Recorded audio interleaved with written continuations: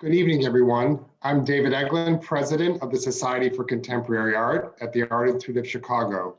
On behalf of the entire SCA board, we are most pleased to welcome you to our program with Njideka Akunyili Crosby, who will be in conversation with our very own Jordan Carter.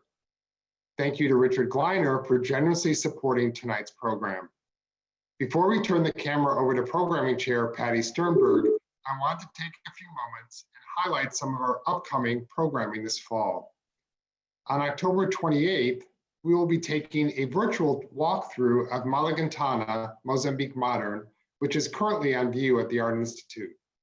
Hendrik Folkerts and his co-curators Felicia Mings and Constantine Petrades will be conducting a lively discussion following the video walkthrough. The Malagantana exhibition is supported by the SCA Activation Fund, thanks to the generosity of our members. On November 12th, we'll be hosting video artist Lynn Hirschman-Leeson, who will be presenting her work in conversation with Robin Farrell. This will be a rare opportunity to interact with this important, groundbreaking artist. Please sign up for both of these events on the SCA website. And one last note of housekeeping on our upcoming SCA benefit. As you are all well aware, we had to postpone our Crown Hall Gala and art auction due to COVID last May. Our benefit team has been quite busy planning an online auction, the Sca Collector Sale, which will feature more than 50 works of art generously donated by renowned artists, premier local and international galleries, and world-class private collectors. The festivities start on Wednesday, December 2nd at 6 p.m. So please mark your calendars for a virtual kickoff program emceed by Tony Tassett and Jason Pickelman that will feature special guest artists and auction highlights. The kickoff event will then continue into personal virtual party rooms. The online auction will run for approximately 10 days. Everyone will have a chance to see the Sca Collector Sale artworks in person during the private COVID-safe viewing hours at Right Auction. Please stay tuned for more details. We certainly hope that all of you join us for these events and support the SCA with our fundraising efforts. Now let me turn the camera over to our programming chair, Patty Sternberg, who will introduce tonight's artist. Thank you, David. Tonight, we will be hearing from Los Angeles-based artist Njideka Akunyili Crosby, who will be joined in conversation with Jordan Carter, Associate Curator, Modern and Contemporary Art at the Art Institute. In her practice, Njideka draws on art historical, political, and personal references to create densely layered figurative compositions that conjure the complexity of contemporary experience. Her cultural identity combines strong attachments to the country of her birth, Nigeria, and to her adopted home in the US. This hybrid identity is reflected in her work as she extrapolates from her training in Western painting to invent a new visual language. Akunyili Crosby's work has been included in solo exhibitions at the Modern Art Museum of Fort Worth, Texas, National Portrait Gallery, London, Baltimore Museum of Art, Norton Museum of Art, West Palm Beach, Florida, and the Hammer Museum, Los Angeles. The artist participated in the 58th Venice Biennale in 2019. She is the recipient of a number of awards and grants, including a MacArthur Fellowship, Prix Canson, and the Next Generation Honor New Museum, among others. Please join me in warmly welcoming Njideka Akunyili Crosby. Welcome, Njideka. It's so lovely to be here with you virtually, and thank you so much for joining us from your studio in Los Angeles. We first met, I guess it's been almost a decade now, when I was a curatorial intern at the Studio Museum in Harlem, and you were an artist in resident in 2011, 2012. So it's been really remarkable to see your work and practice develop and grow over these past years, and we have a lot of ground to cover, so maybe we should just jump right in, shall we? While you're queuing up the video, I know there's a little bit of a lag. I just wanted to say it's so exciting to join you, Jordan, for this. And I wanted to thank the Society for Contemporary Art for the invitation to have this conversation with you, and thank David, Richard Gleiner, who sponsored the event, and everybody who worked hard to make this possible, from Devin, who was giving us tips on the Zoom call, Jennifer, Jordan, and anyone I forgot. I'm really sorry, but I'm excited to be here. And I thank everybody at home, work, wherever you are, who logged in for this conversation. I am grateful to have you here. And we're so grateful to have you. So let's start at pretty much the beginning. This is a work, I Refuse to Be Invisible, from 2010 that I believe you made while still in grad school, getting your MFA at Yale. And what's something that strikes me about this painting is how different sort of the rendering and the figuring of Blackness and skin tones of Black are sort of represented in this painting, as opposed to sort of a work that we'd see in the following year, maybe during your residency at the Studio Museum. So maybe you could just talk a little bit about sort of this painting, how you were approaching sort of the figuring and representation of Blackness here. But also, I'm curious, as to, you know, in these times that we're living in, more urgently than ever, this title seems very relevant, I Refuse to Be Invisible. And maybe you could talk a bit about how this painting addresses sort of notions of Black invisibility, but also hypervisibility, and so often how there seems to be not much in between, if you will. Sure, thanks for the question. This was a work that had kind of different roads that led me to it. One was, it was kind of like my nod to the artist I really loved at that time and still love, and I was looking at a lot. This was right at the beginning of my second year in grad school. I was looking at Malik Sidibe's dance photographs from Mali a lot. So some of these figures dancing in the background are lifted from Malik Sidibe. I was making a lot of imagery of me and my husband because I got married right before graduate school. So the two of us played a big, were like recurring figures in my work. So that's the two of us dancing. But this was also the year after I had seen a Kerry James Marshall in real life. I had been told about him. I had seen some things online, but when I was at Yale, I went to the Yale University Art Gallery and I saw a Kerry James Marshall for the first time, and I just had my mouth open. And I had come to Yale from PAFA, and I was, you know, my training was such that it was very specific in how you should paint a Black figure and how you should paint someone of this color and which colors you should mix. And it was so liberating to see the Kerry painting and have this wonderful, powerful, like regal, like figure holding a palette, really owning her space in the museum wall. And she was painted Black, jet black. I had never seen anything like that before. So I wanted to kind of do a nod to how much like the ground shook under me when I saw that. So that's one way I arrived at this painting.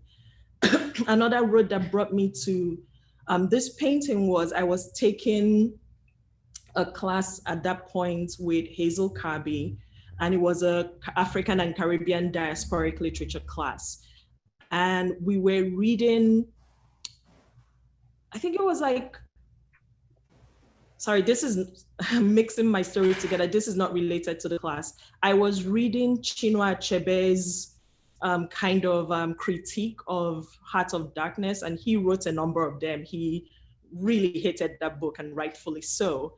And after I read all those critiques, I actually went back and read Heart of Darkness again. And there was this one particular part that stayed with me, which is the main character in the story was talking about this like mounds of dark, like this kind of like dark masses, and the dark masses stay moving, and it was this moment of shock to realize there were people. And I just remember being so angry reading that book, but that particular passage really just like got me raging. And it was just this, there were lots of moments in the book where I felt like the main character, the problem was with the main character never really seeing the people they were writing about. And I think that's why Chinua Achebe's writing was such a wonderful like contrast to that, because he was writing from this space that this Conrad had done a terrible job of writing from. Sorry, I feel like I'm not being very clear. I'll try to give a more precise answer. So with this, I was thinking a lot of that passage and thinking of blackness and how people refuse to see it, or how people don't see it, even when things are right in front of them. This like not all it's even frustrating to be talking about this in 2020, but just the fact that our full humanity is not always seen, and you have to like fight for it. And so I was thinking about this at that time, and I was thinking of making this work that really had all these characters that were different versions of Black. So cool Blacks, warm Blacks, gray Blacks. And it was this thing that at first looked like a big Black shape, but within it, there was so much subtlety and nuance and difference. And it really was on the viewer to put in that effort to see it, and not a piece to like reveal itself to you immediately. That's beautiful. Yeah, there's so much nuance, and it really is sort of the viewer's task to sort of articulate these bodies and articulate sort of the differences within the Blackness, as you suggest. But I want to move on to another work here. This work was, I believe, made during your time at the Studio Museum in 2011. And we can already see that, you know, it's shifted so much from that strong, almost ebony, dark Blackness to figures that seem to be composed almost of images themselves. But also, there's a strong shift around this time to the interior, to the domestic space. And I should note for viewers and listeners that Njideka's work is often produced nearly, like the bodies are nearly sort of life scale. So there's also this almost mise-en-scène a strategy or approach where it really feels like you're walking into this interior space. And I was hoping that maybe you could talk a little bit about this turn to the interior, sort of your thoughts about the domestic space and how sort of the interior functions within your works. Sure, and this piece was done right before I went to the Studio Museum. So when I applied to the Studio Museum, I actually sent an unfinished version of this for my application. And at this point, I wanted, so after I finished the dance scene, the I Refuse to Be Invisible, I wanted to ground the figures more, because with the I Refuse to Be Invisible, I really struggled with the space. And in the end, even though it's still one of my favorite pieces, I felt like it wasn't quite as clear as I wanted it to be. And so first of all, I also got a lot of, I was trying to find my own voice in my work, and still wanting to keep my love and not to carry. So you notice lots of times I do have the figures with the really dark legs as if they're wearing tights. So that's still like my little wing to that, but trying to find my own way of making work. So all the critique I was getting wasn't, this is too close to Kerry James Marshall. So with the interior, I wanted to make stories that were, use stories that were close to me, thinking about the life I lived in Nigeria, the life I had lived in my time in the United States, which spans from Philadelphia to New Haven and to New York. And I felt like using a domestic space was such a good way in, because it's something everybody can relate to. I knew I wanted to make paintings that felt intimate, and paintings that even if you weren't always clear about the nuance within what was going on, like even if you didn't know what the particular transferred pictures were and what this image transferred right around my shoulder is, just people in a space is something everybody can relate to. So that was how I started with domestic spaces. And then over time, I've really enjoyed doing domestic spaces, because I've really started paying attention to how space can also be a portrait of a place. Thinking of the space I'm creating, the fixtures on the wall, the kind of paintings I put on the wall, the furniture in the space, the kind of television I have, what's showing in the television, and using architecture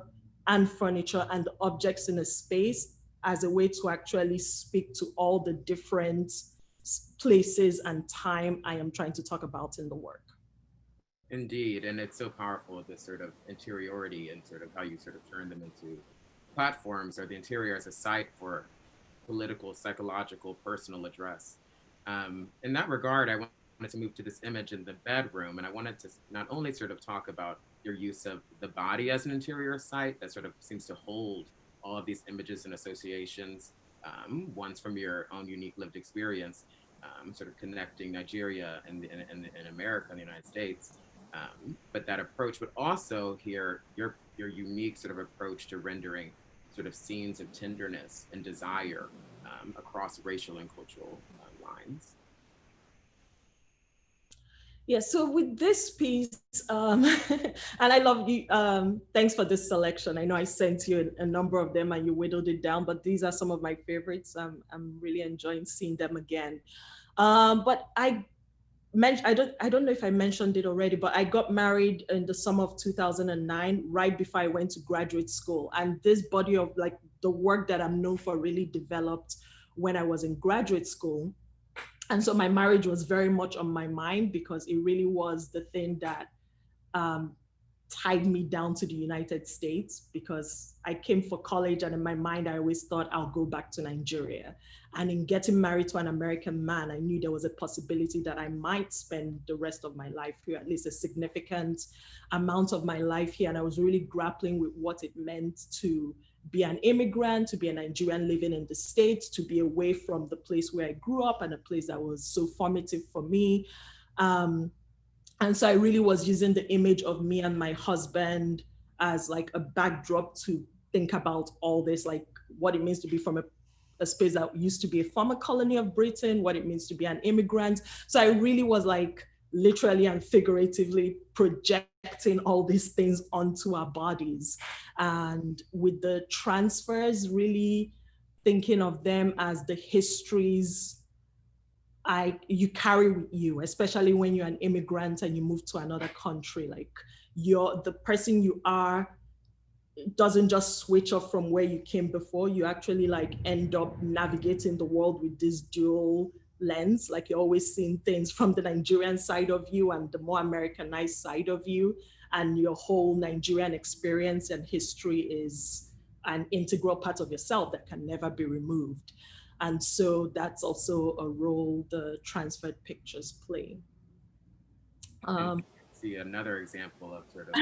And sorry, I was thinking, I'm trying to make sure I answered your last question. You were asking about the tenderness, which actually carries over into this picture we're looking at. I'm like, how much should I reveal? I'm a romantic. I love romance movies. I love romance novels. I love romance. So there's a part of me that also just wanted to, there's that part that wants you to make work about things you love. But there was also a part that wanted to make images that I really hadn't seen a lot of. But like with this one especially, I remember being at home and I was sitting on the couch and my husband came over and he knelt in front of me and leaned over, and there was something so sweet in that moment, where you just feel like people never get this kind of look into someone else's life. Mm-hmm. And it was a very beautiful moment. And I just knew once that happened that I wanted to make a painting of it. So I actually restaged it later. And of course, the tender images is also, I'm trying to figure out how, I know we have a limited time and I tend to talk a lot, so I'm trying to be brief. If you don't mind going back one more. I think another thing with the tender images is that this kind of push and pull I felt for a long time between Nigeria and the United States. My marriage really was integral to that because I felt like within my family, my immediate family and my extended family, there was an anxiety that was felt about my marriage. This feeling like this person will take you away from your people.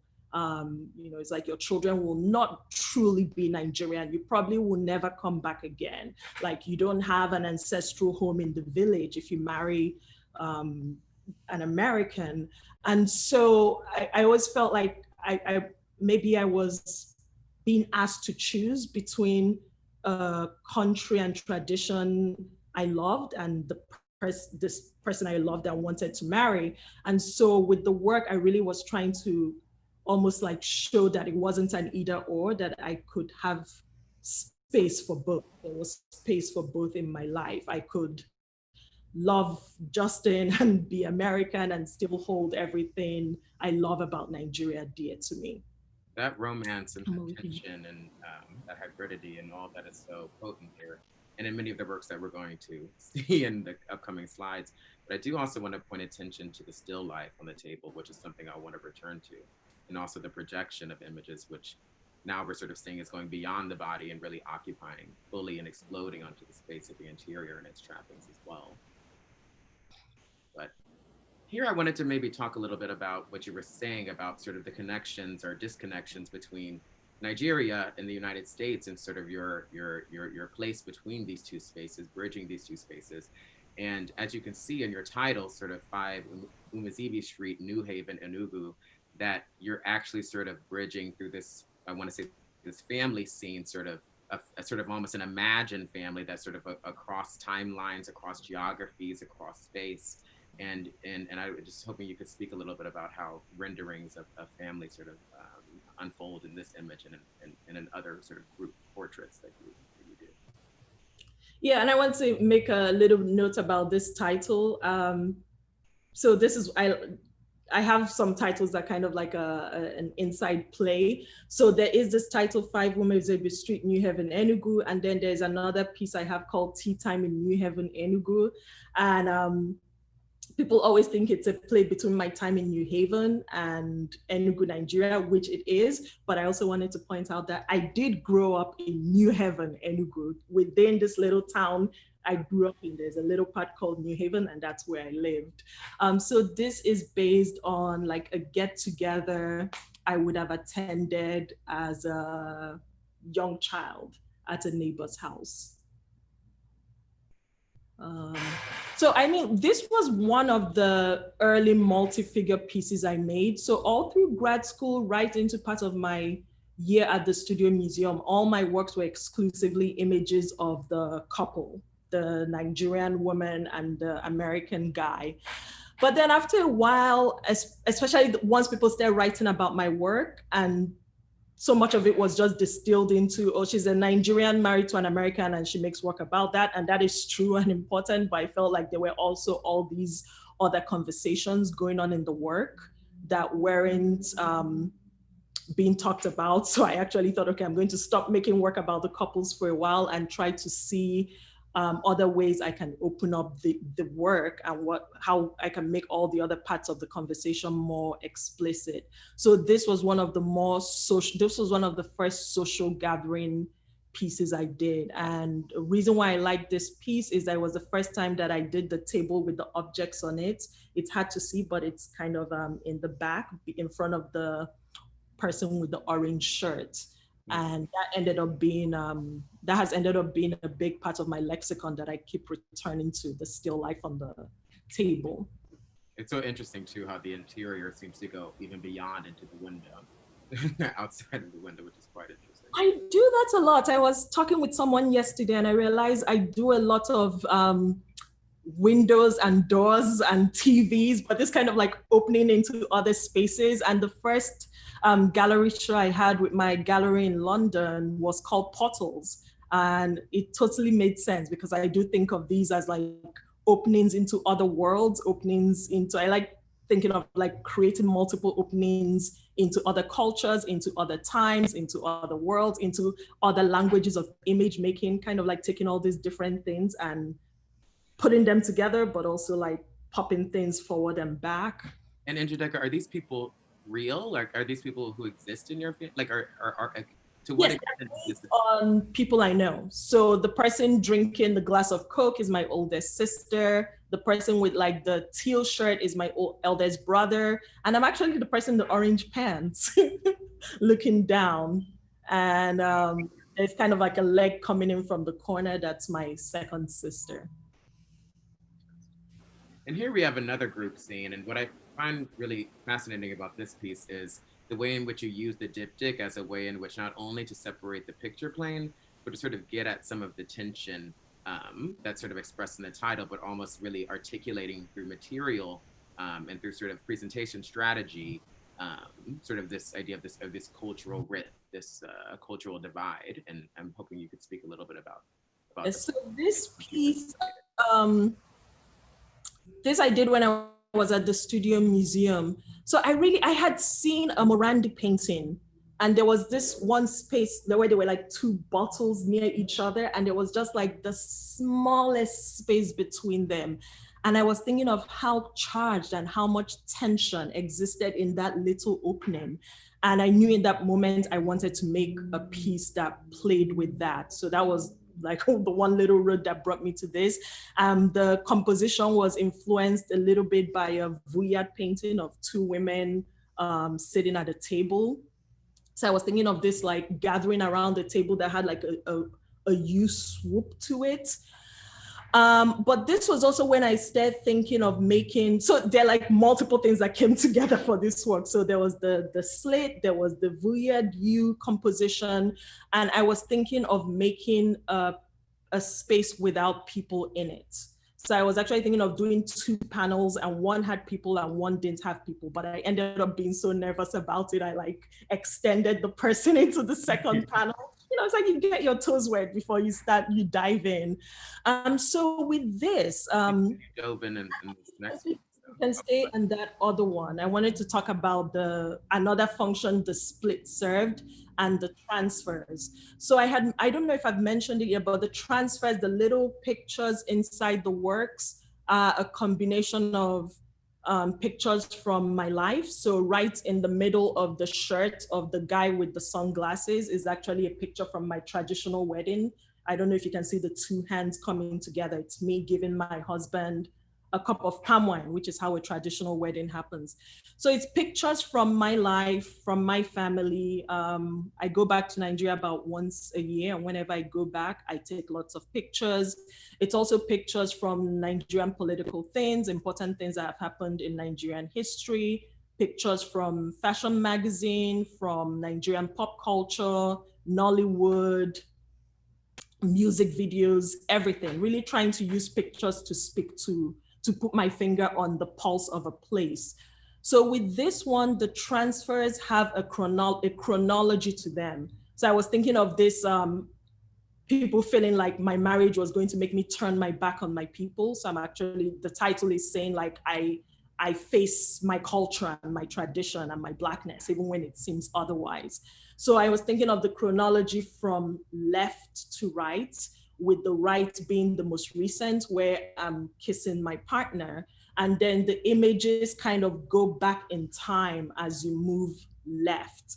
So the images transferred right around where I am is like the most recent. And as you move back, when you get to the guy in the purple shirt, you get to images from, so like when you get to the guy sitting down, you're getting some images from my wedding, but also images from like the decade before. And as you jump that shift, that cut into the pants of the guy in purple shirt, you get to images from when I was a kid, and you know, like my first Holy Communion, my confirmation, me at a friend's birthday party. And then as you move even further left, I was thinking of the view out the window as being this like jump into a time that is even further than before when I was born. And so that was actually an interesting passage to come up with. Like if you think of my tribe is Igbo. So if you're thinking of this like this movement back in time, and you're trying to think of like not origin, but if you had to go back and think of Igbo-ness or Nigerian-ness and distill it into pictures, what would those pictures be? And so that's what populates that window. So thinking of like Nnamdi Azikiwe, who is one of the people who fought for Nigerian independence, and he's from Eastern Nigeria, where I am, all the way to Odumegwu Ojukwu, who led the Biafran side during the Nigerian Civil War, to this actor who played Okonkwo in the Nigerian version of Things Fall Apart, who is like, Okonkwo, I kind of think of him as the quintessential Igbo man. So it's a lot of like those little things that speak to like, you know, Igbo culture. I love it. It's so many of your works have these portals to the past, represented in the future in a finite or rather infinite interior space. It's really yeah, and then the text is like a wing joke that for Igbo people to understand, but we'll move on because there are a lot more other pictures. But it seems like you got that confidence to sort of render a diptych in which there is no person in the other, in one of the halves. But what I find so fascinating about this particular piece is that it feels like an impossible image to me. Like I'm trying to figure it out, but it's like, is this the same interior, like the same space at two different times? Are these two different spaces entirely? Or is she looking over into that space and that's an extension? Or like, what exactly is going on in this domestic? It makes me so happy to hear you say that. So at this point, 2013, I had kind of got a little bit confident that I could do interiors without putting, I don't want everything to be anchored by the figure. I felt like I wanted to do things that could exist without the figure. I felt confident about that. But I also felt I wanted to challenge my work. I didn't want to just keep making these images for people to step back and look into. I wanted to kind of like put the viewer in a space where the ground kind of felt uneven underneath them. And I was thinking of how to do that with a piece. And I'm happy you're getting that feeling because the effect is more obvious when you're in front of it.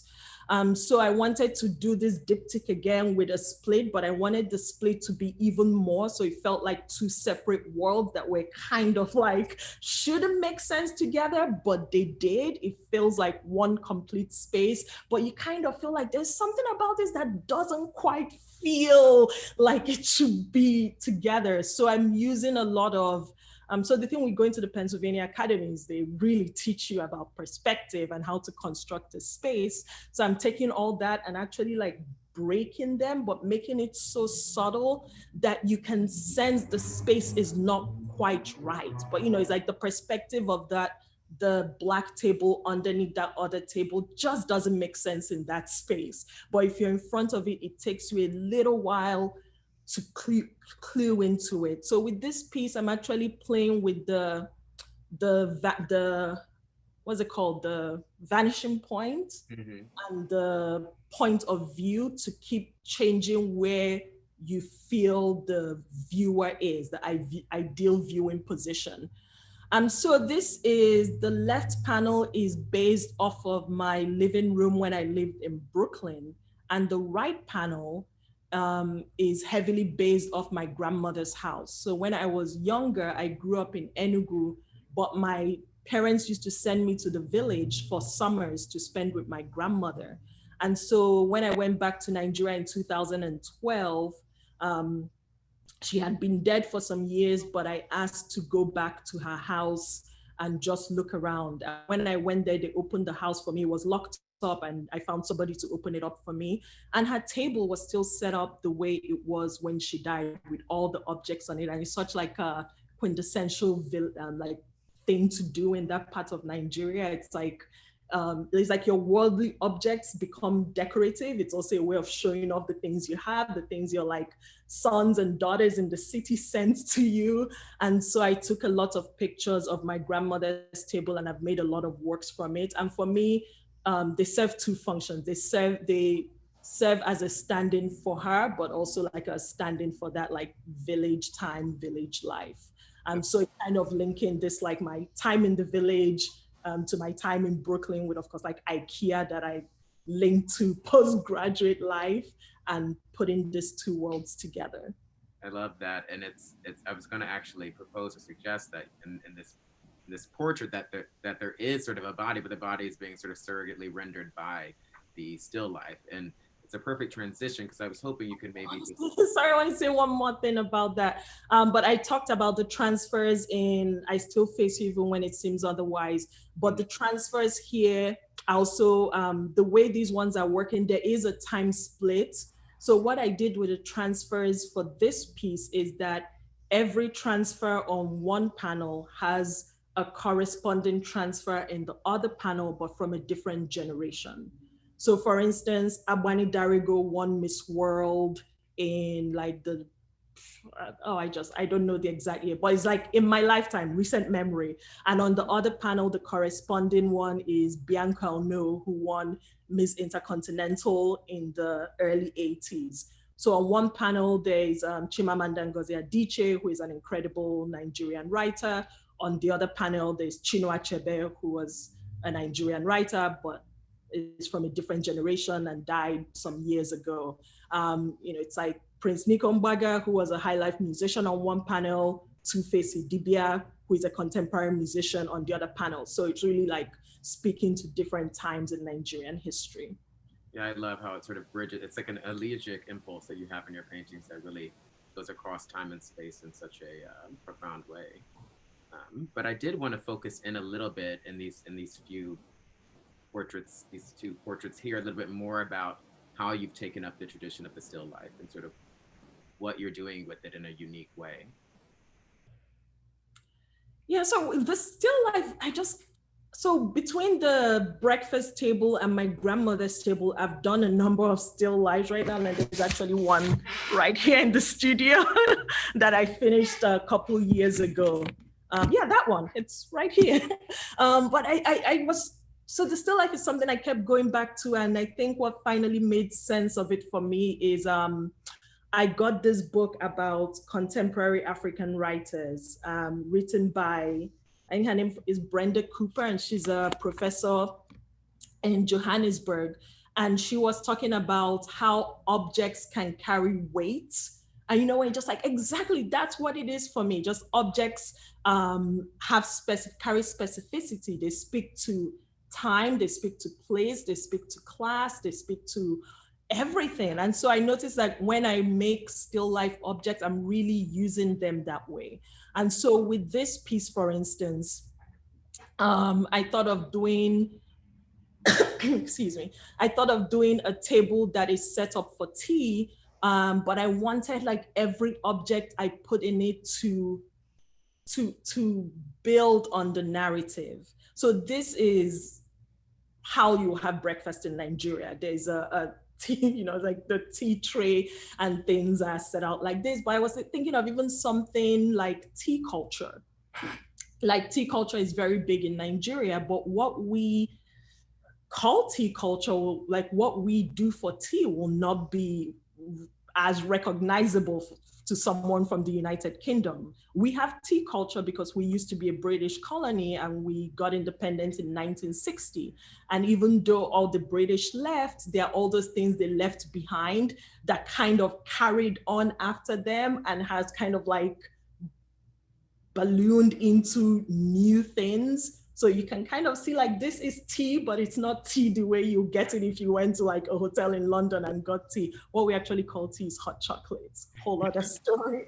So I was thinking of this tea setup, and I was, with this piece, I was thinking of all those influences, like all those things from outside that kind of seeped into Nigerian culture and influenced it, because Nigerian culture is a really like vibrant hybrid space. So there's the vestiges from the British before they left, but there's also this influx of American culture through our consumption of American pop culture, especially African-American culture really came in through music and TV shows like Different World and stuff like that.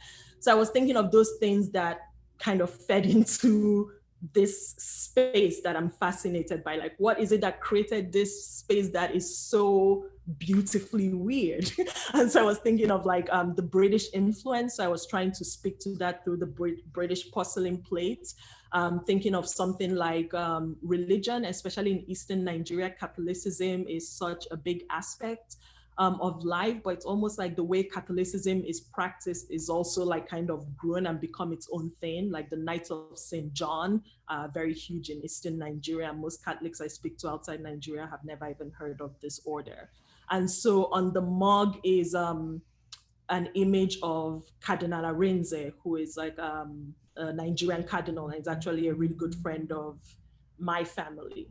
And then the album cover leaning on the album cover of the guy in the red jacket is Chris Okotie, who was a very popular Nigerian musician in the 80s. And of course, you can see this influence of American music in Nigerian music. I mean, you hear it in high life, you hear it in contemporary Nigerian music, but it's so interesting to even like see it in the way people dress and this imitation of American superstars. Yeah. And then the Clonet Doll, which is the little blue and white object on the table. So this is the second piece I had painted the Clonet Doll in. So the Clonet Doll was one of those things, because I'm always thinking of new things with big significance I can use in the work. Like, what are those objects? What are those things that when you put it in a work, it really carries all these narratives that you, for people who know what the thing is, you don't have to spell out this whole history. So I was thinking of, like, when I was small, what kind of toys would I have played with? And I was pulling my siblings and we were texting back and forth.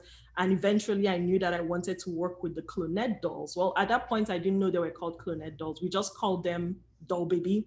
So I started doing research to find out, like, what is this Doll Baby? Where can I find it? And then as I was doing research, I ended up finding out that it was such a fascinating thing, because when I started my research, I just assumed that I will find out that they were produced somewhere outside the continent and shipped to us to consume, as lots of things were and still are.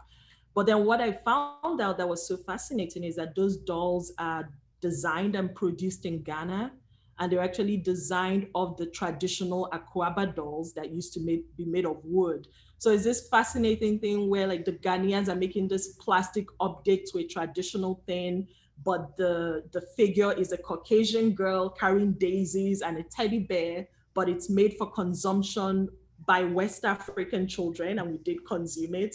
And then it's also even something that its history is still going on, because when I was looking for it, what I discovered was that they are almost impossible to find, because they are a big collector's item in home decoration in Europe right now.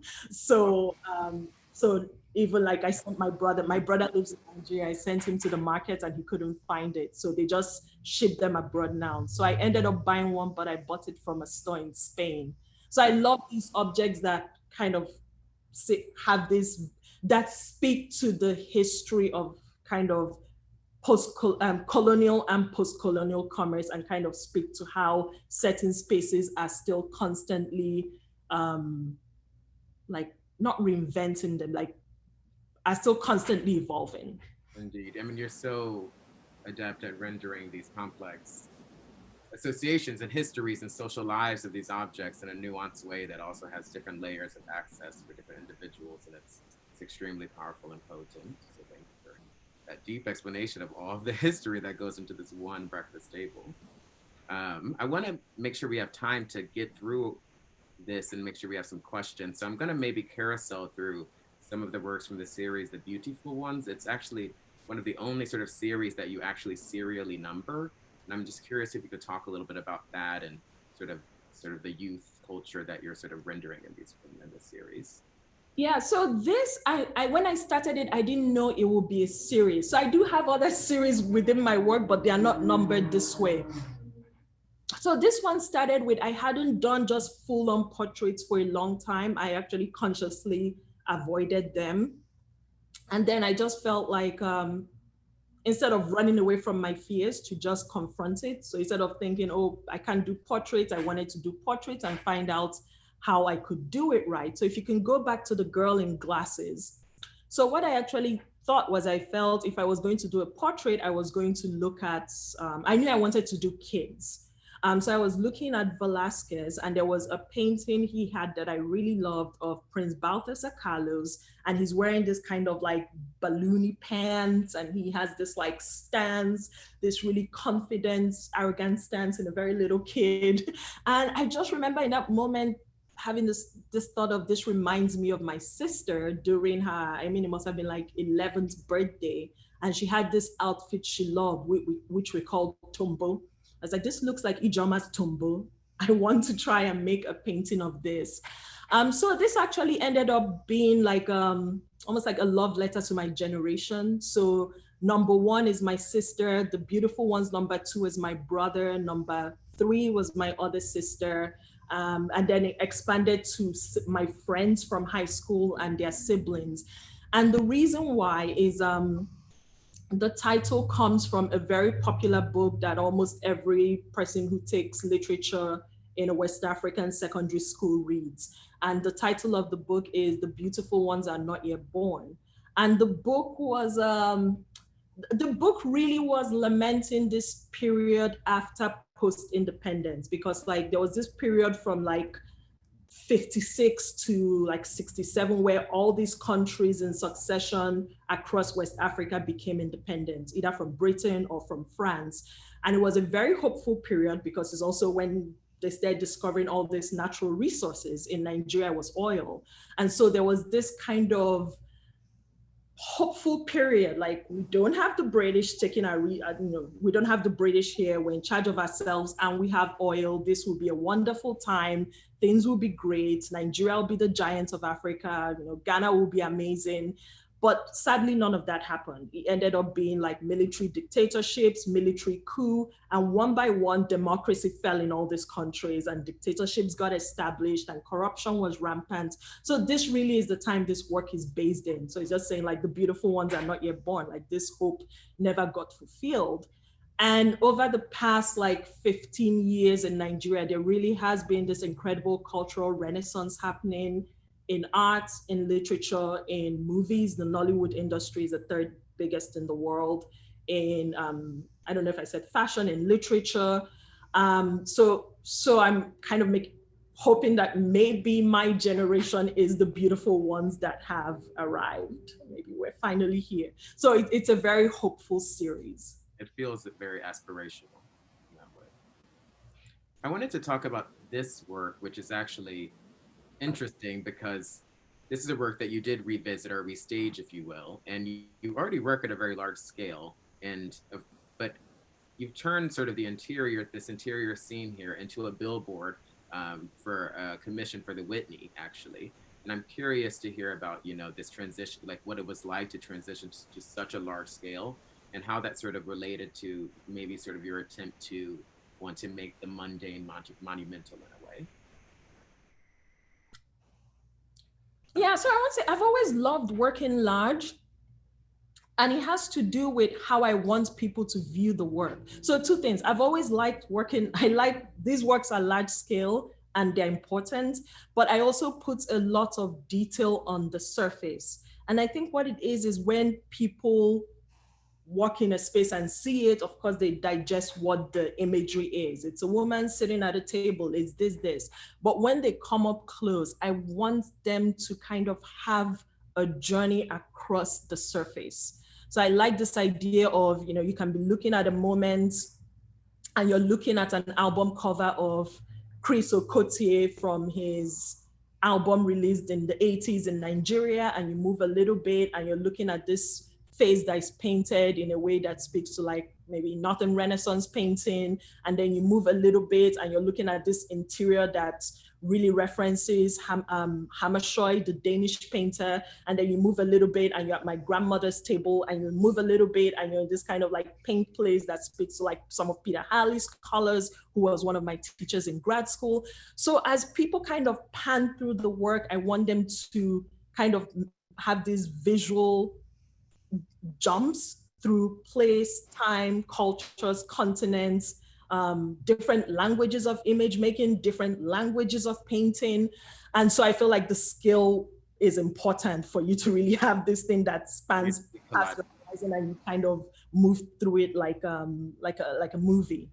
So it made sense to start going big on billboards. The one reason why I hesitated is I feel like because of the way I want people to move through the work, I put a lot of effort on the surface. I try to actually have shifts in surface to help control that movement. So there are areas that are painted really flat.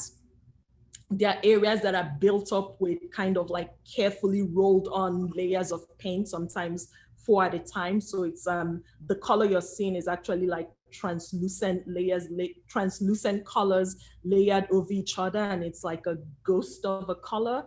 There are areas that are more like washy, and then of course the transfers, the washes over the transfers. So really wanting it to like to if you think of like vision and how we focus on surface, I always want it to be like a camera that is always constantly having to readjust its focus as we move from one area to the next. So I was worried that that surface attention will not translate on a billboard. But the reason why I have embraced doing billboards is that this whole other part, the imagery part, one translates, the size translates, but also you get to reach a non-museum going demographic. So it's been a pleasure to do.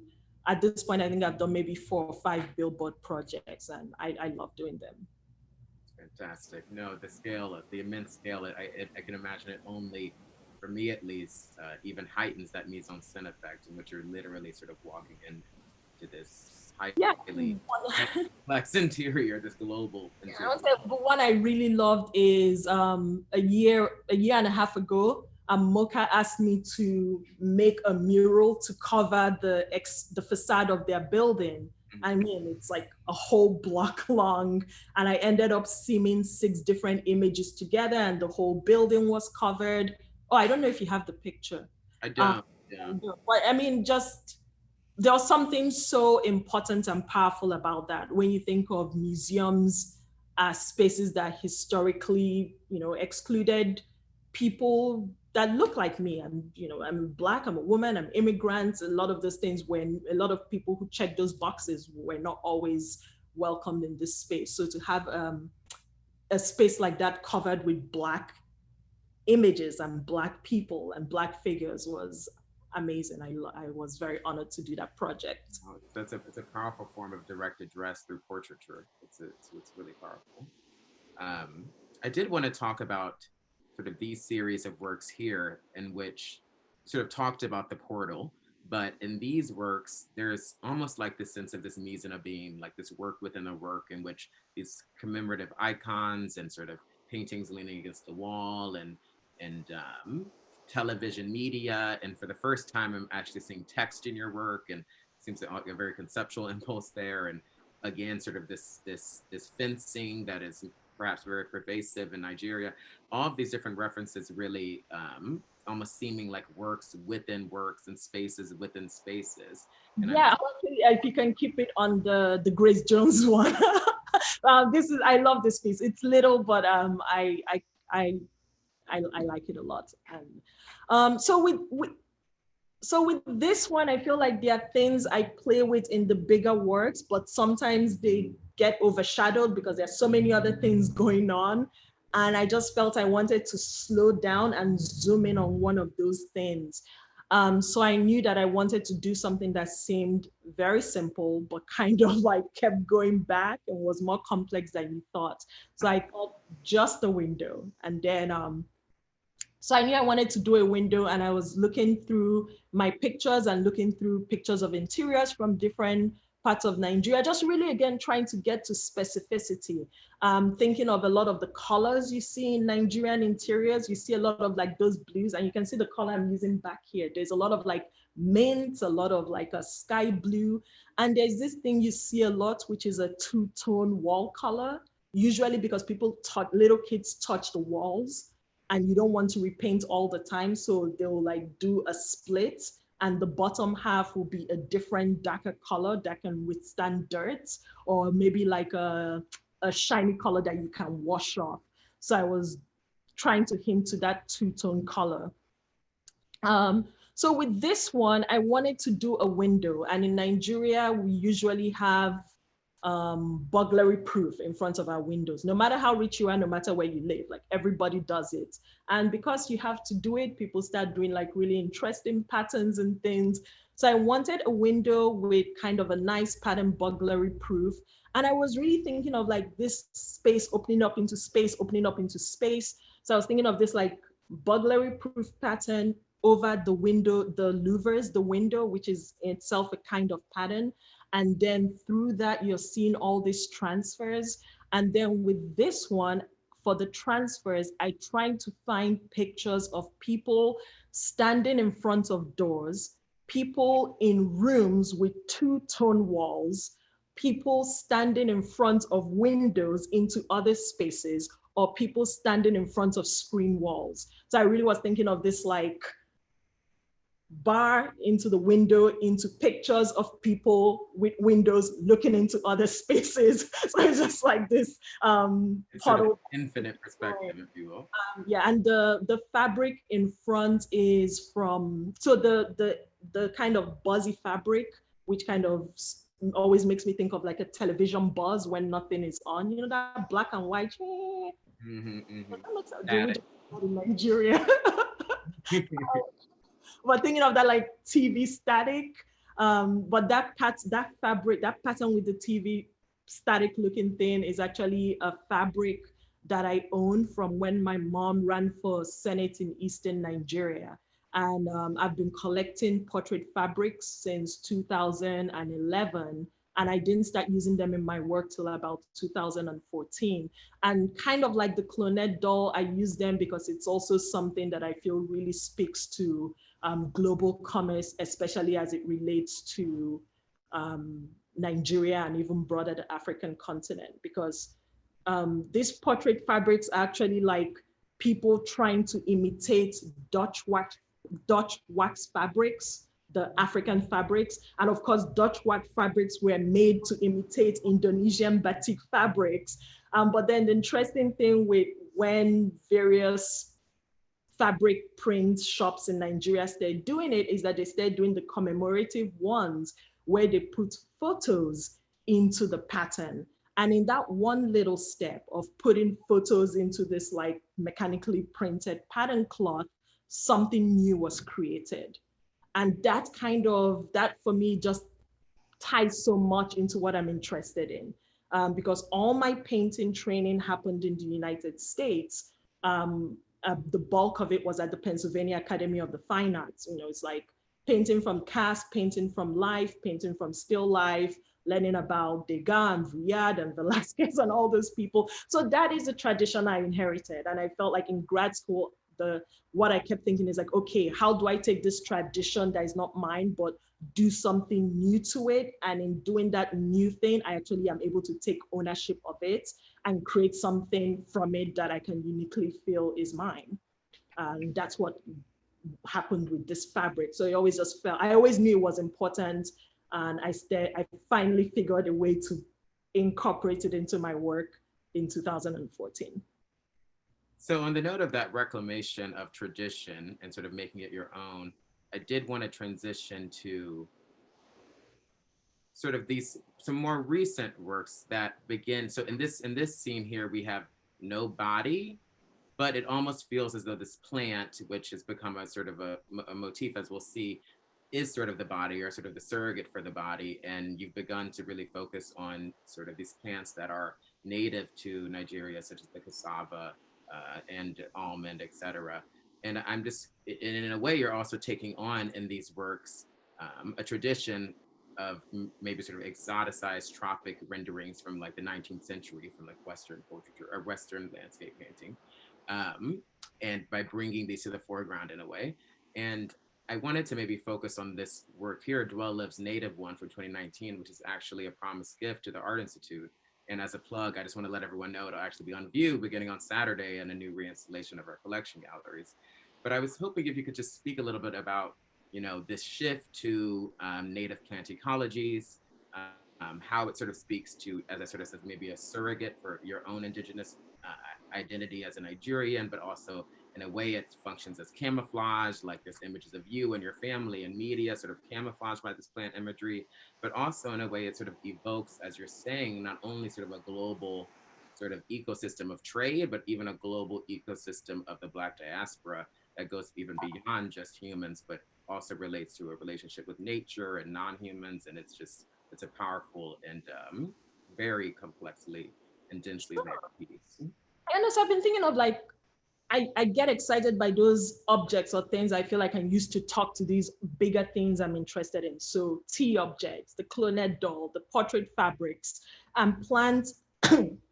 So if I think of like my lexicon and how it's been expanding, plants came in relatively recently. Didn't really happen until when I came to California. I was never a plant person. I never paid attention to the trees and plants wherever I was.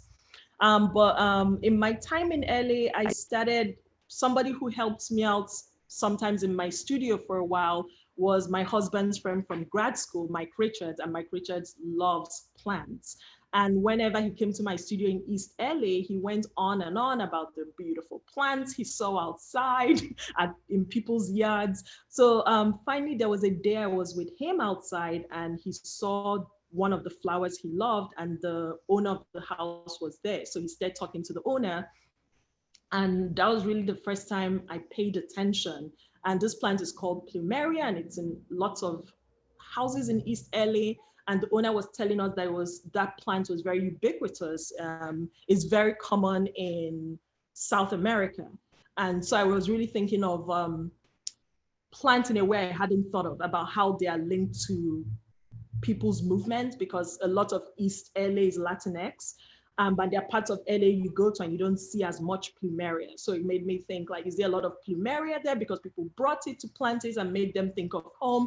So I really started doing research with plants, and you just realize, like, plants have the kind of specificity I'm interested in. And they're actually terms like cosmopolitan plants for plants that have moved across the globe, like the Indian rubber plant, which I use a lot, is native to India, but it's now become naturalized to the United States. And on the opposite end, there are plants I think of, like this specific kind of cassava that still it isn't a cosmopolitan plant. It's not just for me tied to Nigeria. It's tied to not just Nigeria, not just to Eastern Nigeria, but even more specifically, like rural parts of Eastern Nigeria. And that's the plants with fingers that look like that, with the coral stem. Because the root, it's very easy to grow cassava. It's like the cheap alternative to the yam. It's very easy to grow. They don't need a lot of work. They don't need a lot of labor. And so people in rural areas, it's a big part of their staple. So I really have been thinking a lot of using plants to speak about immigration and place and time. And I wanted to say, sorry, I'm trying to say a lot. I know the time is little. So Dwellers is actually part of a work I did for a show in Baltimore Museum. So if you can please go back to home. So yes, this and the one before. So these are works that exist in pairs. So I was thinking of, like, if you can go back one more, please. Yes, this one. So this is Home as You See Me, and the other one is Home Say It Loud. So I made this series of 6 works that broke down into 3 pairs.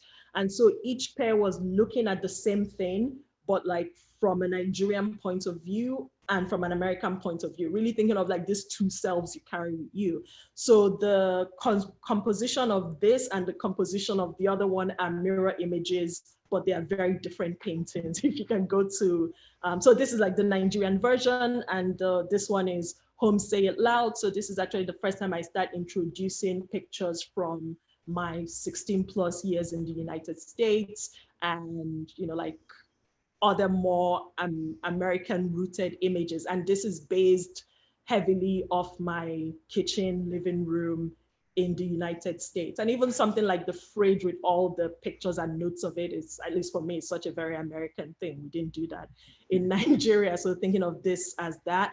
And then if we go back to Dwellers, so yes, this one. So this is actually a continuation of that series. So this is the Nigerian part of it. So Dwellers native one has the cassava plant. It has the Caribbean almond plant, which we just call fruit in Nigeria. There's just like a tree we call fruit tree. And it has the fluted pumpkin, which is only found in various parts of Eastern Nigeria. Of those 3, the one that will be considered slightly cosmopolitan, but it's not quite, is the Caribbean almond. It's seen in some parts of the Caribbean and like here and there, but it's slightly different from the one we have. And then I'm doing a counterpart version of it, which is Dwellers. I don't have the subtitle yet, but something about cosmopolitan will be in it. And with that one, I'm working with the Indian rubber plant, the plumeria, which is a cosmopolitan plant at this point, and the delicious monster. The delicious monster. Yes. Oh, so I'm that's it. I love that. And this will be sort of our ending point here before hopefully we can open up to just a few questions. I know we're a bit over time, but blend in, stand out. And it's interesting because I noticed when I saw this work, I'm like, I felt like I've seen this work before. And also I love the mise en abîme effect again, where it's almost as though we're seeing dwellers within this interior scene. You're sort of absorbing your work into the work. But then I noticed that you were actually restaging and revisiting a work, one that we saw earlier from 2011, Nyado, the thing around her neck. And I'm just wondering if you could just talk a little bit about how you look back on work and how you sort of see works as sort of additive or something to restage and revisit and edit, and how the past pushes you Yeah. forward. Yes, I'm always kind of thinking forward, like how do I push the work forward? I don't want to dwell on the things I've done before, but every once in a while, it's also good to kind of lay out prints of what you've done. It gives you a good sense of things like, is my color palette limited? Are there things I'm avoiding? So that was how, for instance, I realized I never did anything without the figure, just looking back at what you've done. So when I was looking back once, I realized that I really like this composition, but looking back, I felt that I didn't do it justice, that I could do better if I went back to it. And I decided to do it again. Kind of like, if I bring in these other things I like, is there space to move this composition forward? And I had some ideas and I wanted to try them out. If I felt like there wasn't anything more I could do to it, I wouldn't have bothered to spend the time. But I felt like I wanted to play more with this. I really love windows looking into gardens, but I usually just end up painting the gardens. And I thought, what if I do this a window looking into a garden that was made in a way that dwellers were made? It would take a long time, and it did, but how much complex this will be. And so I kind of went back to Nyado and I brought in this garden scene, and I wanted to complicate it even more. So the pot on the table is an Imoku pot, and there's actually a picture of it. Remember that piece I was saying, like the window goes back in time? Mm-hmm. One of the pictures in that window is an Imoku pot. So some excavators in the maybe 70s were digging in this one area of Imoku, Isaiah, and they found these pots. And that one is just absolutely beautiful. And I've known for a long time I wanted to use it in a work.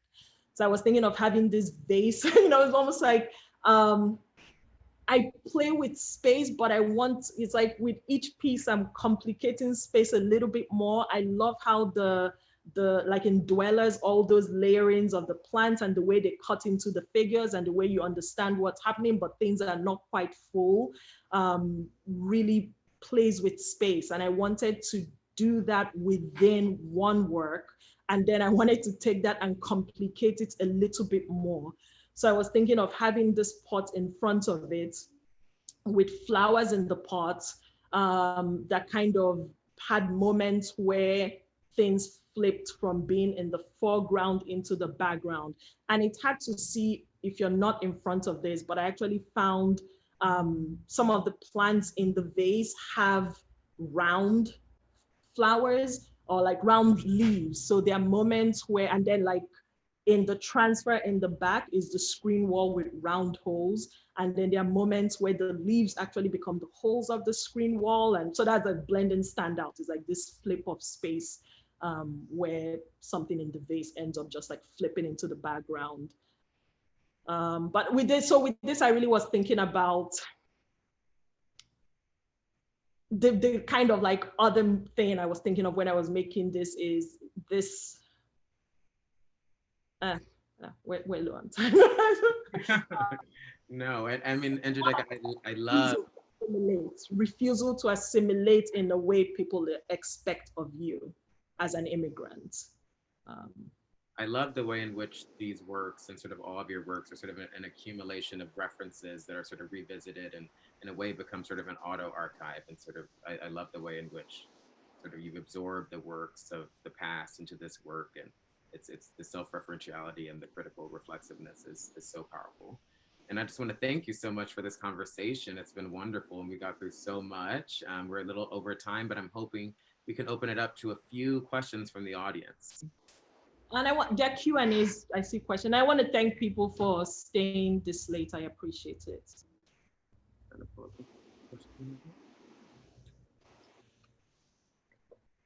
Should I just start looking Yeah, at Q&A? so how about we start with, when do you know that you have achieved that surface tension and the motion you seek has occurred? Coming from Ebony Gates.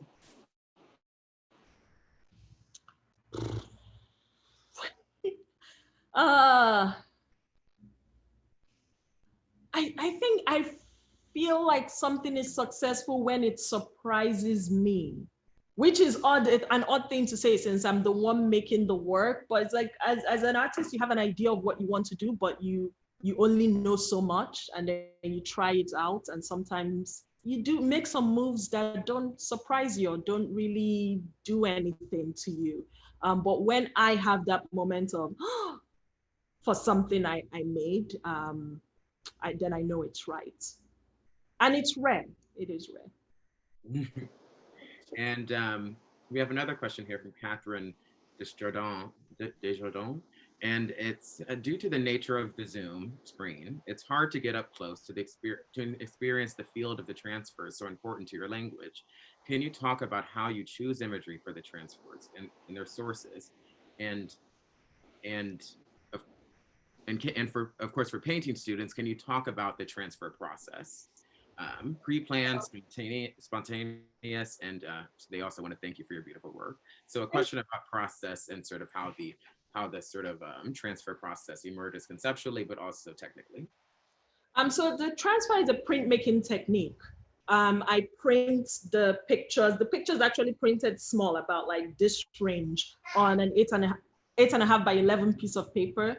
And I put it face down on the work I'm doing, and I rub acetone behind it. And so the kind of printer I uses like a plastic, I don't know, solution to hold the ink pigments together. Acetone, which is what you use for your nails, breaks down acrylic. So the acetone releases the pigment, and the pressure of me like kind of pushing the ink down into the paper forces the ink into the paper. So people often think they're collage. Sometimes there are elements of collage, but they are mostly transfers. And it was something I had actually learned in a printmaking class at the Pennsylvania Academy, but totally forgot about it for years. So when I knew that I wanted to bring pictures into my work, I went through some months of trying to find the right way to bring pictures in. I tried collage, I tried making like little drawings into the work. I had an idea of how I wanted the images to look, but I didn't know how to get them that way. And then I randomly remembered transfers from printmaking class, and I tried it, and it was exactly what I wanted. I mentioned that the pictures I transfer are a lot of family pictures, pictures I take in Nigeria, pictures from my friends, pictures from like Nigerian society magazines, pictures from Nigerian newspapers, pictures from like what's happening in the country, political situations. But for a lot of the pictures that I find online, the ones that I don't take, because I look through, I might look through 300 pictures and pick out 4. So I'm really, same with the objects, I'm really thinking of those pictures that carry weight for people who can actually decode what I'm getting to. So it's not enough to just be like, oh, this person looks nice in their outfit. No.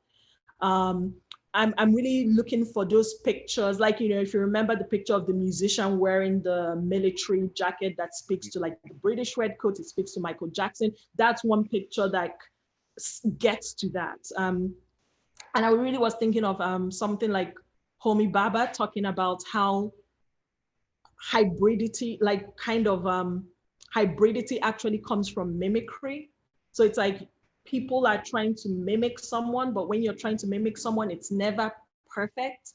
And it's in that space of not quite matching what you're trying to mimic that something new happens. So I look for those pictures like that. Like one of my favorite pictures is this Nigerian musician. I mentioned his name earlier, Two-Face Idibia.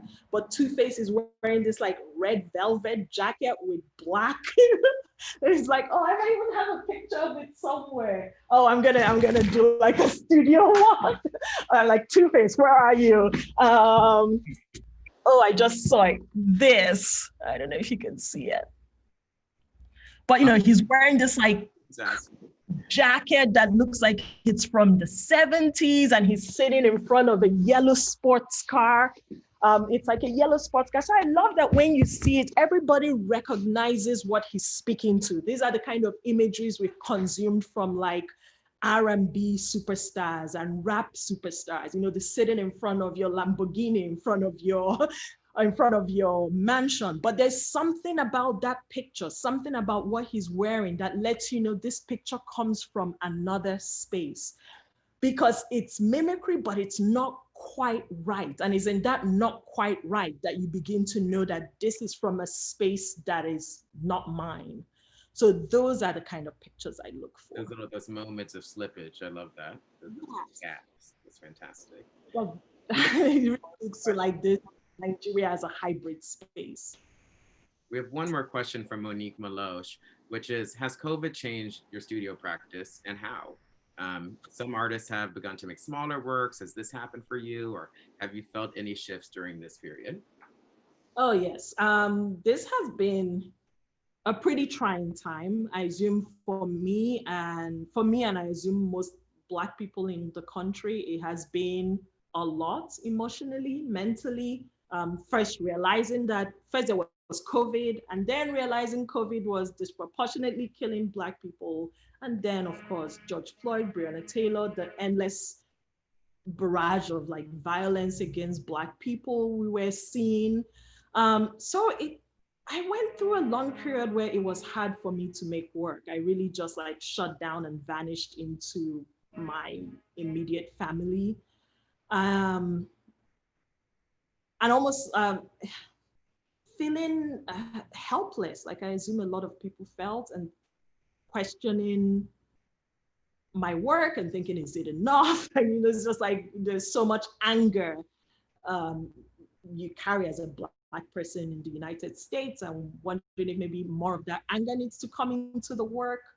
So I mean, I've been thinking about the work and where it needs to move since March, but also knowing it's important. Just it's like even just like the celebration of Black life, Black joy, Black culture is political and important. But wondering if there's also another space for some, if I'm thinking of, because I think of the work as like different chapters, and I'm able to kind of switch or like refocus on things, and thinking if this is something that I need to focus on a little bit more here and there. So I don't know, it's been a lot of thinking, talking to friends. I do wonder what other artists are doing, and I really am looking forward to a time when we start seeing what was produced in this time. I did start working small, because during the lockdown, the studio fully shut down and we were home for months doing nothing. So I set up in the back of the house in the California heat, and I started doing small portraits. But that stuff I've done for a while. I haven't done it in about a year, but I went back to those, and I've been working on a small portrait. But also I spent a lot of time reading and giving myself permission to rest. I think as an artist, there is so much guilt about not resting. And I think this was a time when lots of Black people just needed to focus on self-care. And I realized that I've not taken a break since when I was in grad school. I work long hours, and there's just always a project coming up.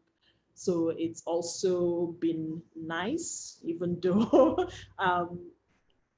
it was hard to enjoy it because there was so much guilt about just taking time off and not working. But I did do that. And I mean, yeah, I also did a project in June and July. It's one of those, like, I don't know if I can talk about this, but I was asked to do a project for a magazine that was very important to me. I'm happy I did it. It took a lot of time. It took a lot of research, but the magazine ended up not using it. So I still have this, and I'm trying to figure out one, who to donate it to, and how it gets out into the public view. So that project is the one big thing I've done in the past few months. Well, we have not a question, but a comment that I think is a great one to close on, coming from David Williams. Says, I don't really have a question, but I want to thank you for your thoroughly amazing explanations of your work, and also comment on the beautiful titling and on your extraordinary sense of composition. And with that, I want to thank you, Njideka, for what has been an amazing conversation. You're so generous with your time and your spirit and your energy. It's been fabulous. I'm so glad we got to share it with our audience and that we could be here together virtually. And I want to thank everyone for joining wherever you are. And yes, have a lovely evening. Oh, thank you, Jordan. You make it easy. And thanks to everybody who came and who stayed. This was fun. Thanks. I'm grateful. Fun. No, you made it the most fun. All righty. Well, goodbye, everyone.